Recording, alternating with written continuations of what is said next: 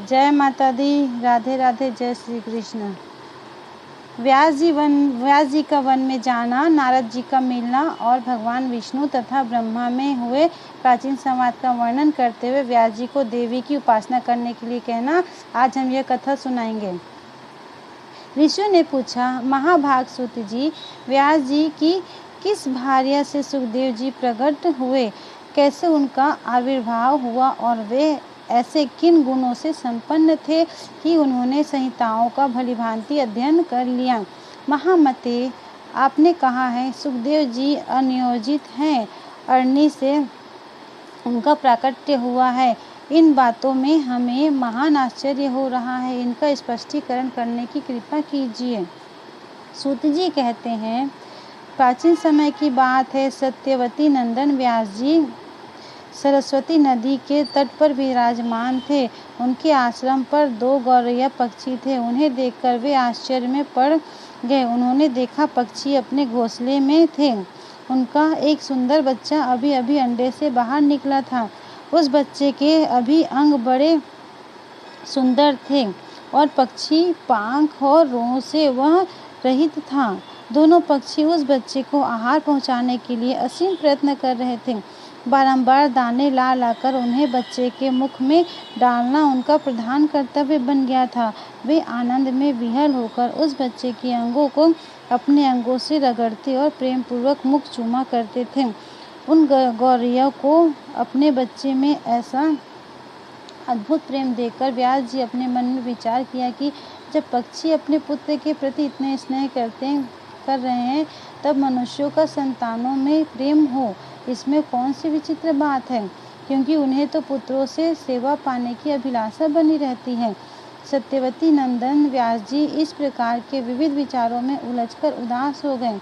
मन ही मन वह बहुत सोच समझकर बात निश्चित कर ली और वे मंदराचल पर्वत के निकट चले गए। विचार किया, मेरे मनोरथ पूर्ण करने एवं वर देने में निपुण कौन देवता है जिनकी मैं उपासना करूं? भगवान विष्णु, शंकर, इंद्र, ब्रह्मा, सूर्य, गणेश, स्वामी कार्तिकेय, अग्नि अथवा वरुण, मुझे किनकी उपासना करनी चाहिए? इस प्रकार व्यास जी सोच रहे थे। इतने में ही स्वच्छंदगति मुनिवर नारद जी हाथ में वीणा लिए वहां पर पधारे। मुनि को देखकर व्यास जी को अपार हर्ष हुआ। उन्होंने पाद एवं अर्घ्य प्रदान की समुचित व्यवस्था की, साथ ही कुशल समाचार पूछा।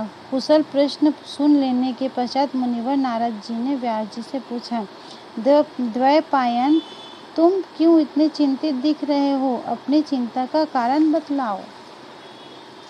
व्यास जी ने कहा, सुना गया है कि पुत्रहीन की गति नहीं होती और मानसिक सुख भी उसे सुलभ नहीं हो सकता। इसलिए मैं बहुत दुखी हूँ और यही चिंता मुझे बार बार बेचैन किए डालती है। अब मैं मनोरथ पूर्ण करने वाले किस देवता की उपासना करूं? इस विचारधारा में गोते खा रहा हूँ। इस परिस्थिति में जब आप ही मेरे आश्रय हैं, महर्षि, आप सब कुछ जानने वाले एवं कृपा के समुद्र हैं, शीघ्र बताने की कृपा कीजिए कि मैं किन देवता की शरण में जाऊं जो मुझे पुत्र दे सके। सूत जी कहते हैं, इस प्रकार व्यास जी के पूछने पर महामना नारद जी अत्यंत प्रेम पूर्वक उनसे कहने लगे।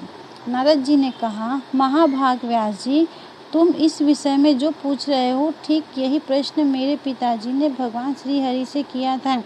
देवाधिदेव भगवान जगत के स्वामी हैं। लक्ष्मी जी उनकी सेवा में उपस्थित रहती हैं।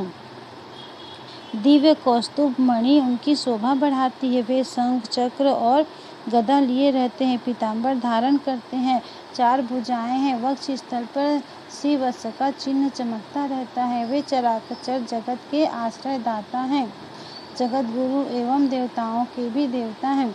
ऐसे जगत प्रभु भगवान श्री हरि महान तप कर रहे थे। उनकी समाधि लगी थी। यह देखकर मेरे पिता ब्रह्मा जी को बड़ा आश्चर्य हुआ था। उन्होंने उनसे जानने की इच्छा प्रकट की। ब्रह्मा जी ने पूछा, प्रभु, आप देवताओं के अध्यक्ष, जगत के स्वामी और भूत भविष्य एवं वर्तमान सभी जीवों के एकमात्र शासक हैं। भगवान, फिर आप क्यों तपस्या कर रहे हैं और किस देवता की आराधना में ध्यान मग्न हैं। मुझे असीम आश्चर्य तो यह हो रहा है कि आप देवेश्वर एवं सारे संसार के शासक होते हुए भी समाधि लगाए बैठे हैं। प्रभु, आपके नाभि कमल से तो मेरी उत्पत्ति हुई और मैं वह अखिल विश्व का रचयिता बन गया। फिर आप जैसे सर्वसमर्थ पुरुष से बढ़कर कौन विशिष्ट देवता है, उसे बताने की कृपा अवश्य कीजिए। जगत प्रभु, मैं तो यही जानता हूँ कि सबके कारण स्वरूप आदि पुरुष परमात्मा आप ही हैं। आप में सारी शक्तियाँ स्थित है। सृष्टि, स्थिति और संहार तथा सभी कार्यों के करने वाले आप ही हैं। महाराज, आपकी इच्छा से ही मैं इस जगत की रचना करता हूँ। भगवान शंकर भी आपकी आज्ञा पाने पर ही समयानुसार सदा संसार लीला में प्रवृत्त होते हैं। भगवान सूर्य का आकाश में चक्कर लगाना, सुखदायी पवन का चलना, अग्नि का जलना और मेघ का बरसना आदि सभी कार्य आपकी आज्ञा पर ही निर्भर है। मुझे तो महान कौतूहल यह हो रहा है कि आप किस देवता का ध्यान कर रहे हैं। त्रिलोकी में आपसे बढ़कर किसी देवता को मैं नहीं देखता। अतएव सुव्रत मुझ दास को यह रहस्य स्पष्ट बताने की कृपा कीजिए, क्योंकि श्रेष्ठ पुरुष किसी बात को छिपाते नहीं। स्मृतियाँ भी यही कहती है।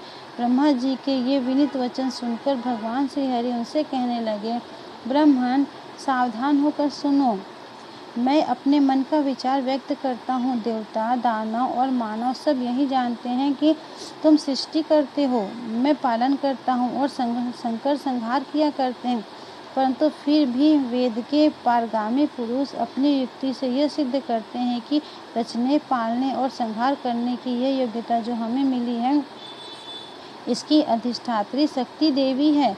वे कहते हैं कि संसार की सृष्टि करने के लिए तुम में राजसी शक्ति का संचार हुआ है, मुझ में सात्विक शक्ति मिली है और रुद्र में तामसी शक्ति का आविर्भाव हुआ है। उस शक्ति के अभाव में तुम इस संसार की सृष्टि नहीं कर सकते, मैं पालन करने में सफल नहीं हो सकता और रुद्र से संहार कार्य होना भी संभव नहीं है। ब्रह्मा जी, हम सभी उस शक्ति के सहारे ही अपने कार्य में सदा सफल होते आए हैं। सुव्रत, प्रत्यक्ष और परोक्ष दोनों उदाहरण मैं तुम्हारे सामने रखता हूँ। सुनो, यह निश्चित बात है कि उस शक्ति के अधीन होकर ही मैं इस शेषनाग की सैया पर सोता और सृष्टि करने का अवसर आते ही जग जाता हूँ। मैं सदा तप करने में लगा रहता हूँ। उस शक्ति के शासन से कभी मुक्त नहीं रह सकता। कभी अवसर मिला तो लक्ष्मी के साथ सुखपूर्वक समय बिताने का सौभाग्य प्राप्त होता है।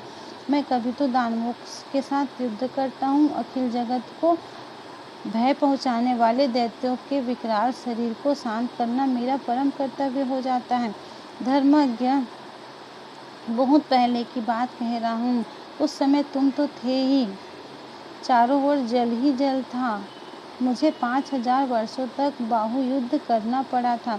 मेरे कान के मल से उत्पन्न होने वाले मधु और कैटव नामधारी 2 दानव महान दुष्ट थे। उन्हें असीम अभिमान था। भगवती आद्याशक्ति कृपा से ही मैं उन दैत्यों को मारने में सफल हो सका। महाभाग, उस समय की बात से क्या तुम अपरिचित हो?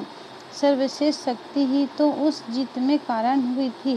फिर तुम बार बार क्यों पूछते हो? जब सर्वत्र जल ही जल शेष रहता है, तब उस शक्ति की इच्छा के अधीन होकर मैं पुरुष रूप से विचरा करता हूँ। प्रत्येक युग में कच्छप, वारा, नृसिंह और वामन रूप मुझे धारण करने पड़ते हैं। ब्रह्मा जी, प्राचीन समय की बात है, एक बार धनुष की डोरी टूटी और उसके झटके से मेरा मस्तक धड़ से अलग हो गया। तुम बड़े कुशल शिल्पी हो, अतः तुमने घोड़े का मस्तक मेरे धड़ से जोड़ दिया। यह घटना तो तुम्हारे सामने ही घटी थी, तभी से लोग मुझे हैसीरा कहने लगे। जगत की रचना करने वाले ब्रह्मा जी, तुम इससे अपरिचित नहीं हो। मुझे सब प्रकार से शक्ति के अधीन होकर रहना पड़ता है। उन्हीं भगवती शक्ति का मैं निरंतर ध्यान किया करता हूँ। ब्रह्मा जी, मेरी जानकारी में इन भगवती शक्ति से बढ़कर कोई दूसरे देवी देवता नहीं है। नारद जी कहते हैं, इस गुप्त रहस्य के वक्ता भगवान विष्णु हैं और श्रोता ब्रह्मा जी रहे।